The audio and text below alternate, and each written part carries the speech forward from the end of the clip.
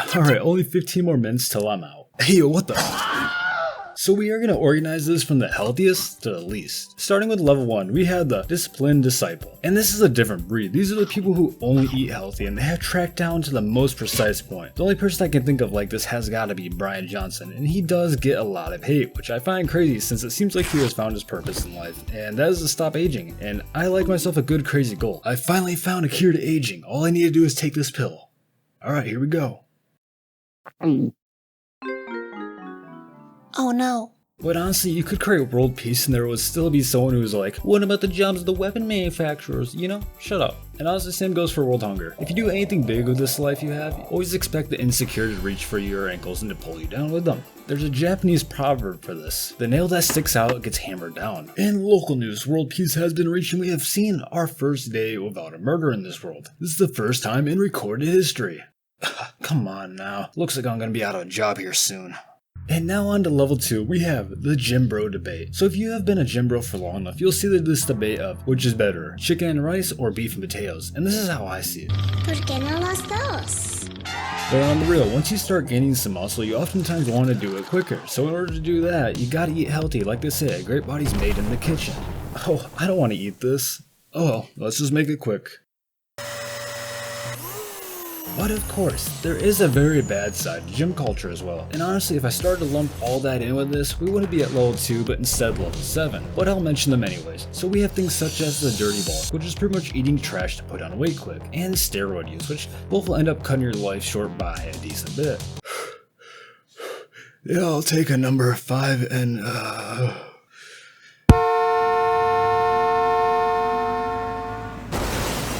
Coming in at level 3, we have your average Joe. Now this average Joe is location dependent since your average American isn't nearly as healthy as say your average Singaporean is. I mean, the average American weight of a male is 200 pounds while the average Singaporean male is 153 pounds. And then onto the average American woman coming in at 170 pounds, and then yet again the Singaporean woman coming in at 130. Like, I'm not trying to shame anyone here, but at a certain point we gotta recognize that something's just not right. Try our new death-worthy sandwich, which is 2 pieces of fried chicken and bacon in between. And can't forget about our secret sauce. Hey, that looks pretty good. Let's give it a try. And you know what's the funny part is that's actually a real thing. I've had it before and it's actually really good. Bruh.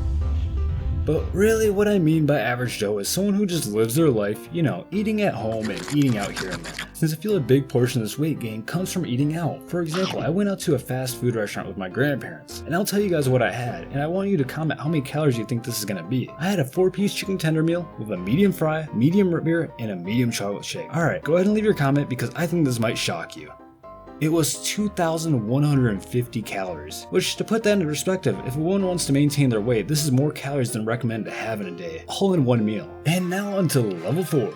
The vicarious vegan. I really do respect it, since I think this diet is more about not killing things and causing unavoidable suffering in the world and less about telling others you're vegan. And if they do tell you unsolicited, chances are they're seeking validation, unfortunately. Alright, time to cut this potato. But this adds on top of my respect for them. This diet can kill you, especially if you do it improperly for too long, since there is some serious nutrition deficiencies you can come across, and in order to do this properly, you have to do your research and keep a proper track of things, or else you might end up with all those animals you didn't eat.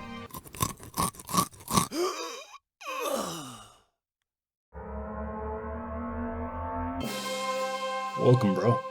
Huh? But for me personally, all those animals that died for me to eat must be used for a greater good, and that's my reason to not waste energy on pointless things, since food is energy and I'd prefer if an animal that died for me wasn't wasted on nothing. And here we are with some lunatics at level 5, the crazed competitive eaters. I saw some lady down a 1.1 pound burrito in like 30 seconds, but hey, you know, that's impressive, right? But you can't beat the undefeated world champion that is the dog who absolutely smashed that record. This is Bubba. And this is a bean burrito from Taco Bell. Let's see if Bubba wants a bean burrito. Gonna get it? Gone. Good boy, Bubba. Then there's also the dude who downed a whole tub of mass gainer, which was 12,000 calories. And now that I think about it, how do they even manage to get into something like this? Like, where do you go in your life to end up in a situation where you're downing a whole tub of mass gainer? Anyways, I watched a documentary on it at one point, and to the best of my understanding, a part of it is being a bit overweight as a kid. Other than that, it's beyond me since I can't really understand it, since it could cause health issues. Alright, one more bite, let's go. Which, I don't know about you guys, but after watching some of it, it's really gross to me, but not as gross as level 6, the messy mukbang. You know, you might be confused why this isn't the top level when you have people like this. I'm done with you, you're such a piece of garbage! I'm sick of you, you're the worst, look at the mess you made, look at this awful man! But the main reason is because a good majority of these people aren't actually super overweight, even if what they are doing is disrespectful to themselves and the world as a whole. I've never actually watched them, but I'm sure there's a stupendous amount of food waste going on in that niche. Well, looks like we didn't finish all 10 pounds. Oh well. And here we are with level 7, the fast food aficionado. And this is the person who is a full-on consumer of fast food. They have it a minimum of 2 times a day. And you know, oftentimes they'll be confused on the weight gain, since they only eat 2 or 3 times a day, but as we saw earlier, if you have it multiple times a day, you will be significantly over-consuming on a calorie stance, which is really honestly the main thing that matters. I mean, we gotta remember, life is a marathon, not a sprint. Yeah, I'll take a number 5. 5 years later. Yeah, I'll take a number 7 and a number 5 and a large shake. This is also another situation where the people don't fully respect themselves, since eating this way does more than gain you weight and shorten your life. It also lowers your energy, and in my humble opinion, I think there's a link between your energy levels and your level of life satisfaction. I mean, oftentimes when someone feels extremely weak, it's on their deathbed, so really, it should concern you if you are getting weaker on the daily basis. Also, if you have a family or a partner, you gotta think what you're gonna put them through when your body gives out on you and your organs start to fail. Just some food for thought. Hey, honey, could you grab me the chips?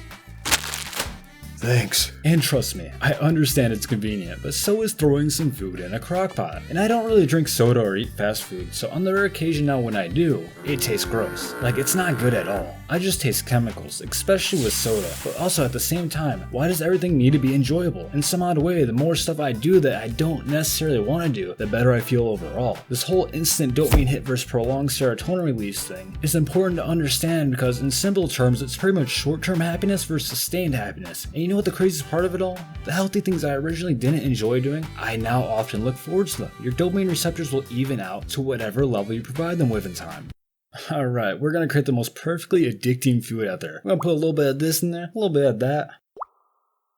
Alright, it's perfect. Alright, go ahead and give it a try. Nah, it's perfect. I'm not touching that. And go ahead and join my Discord and follow me on Twitter in the description, and feel free to watch this video right here.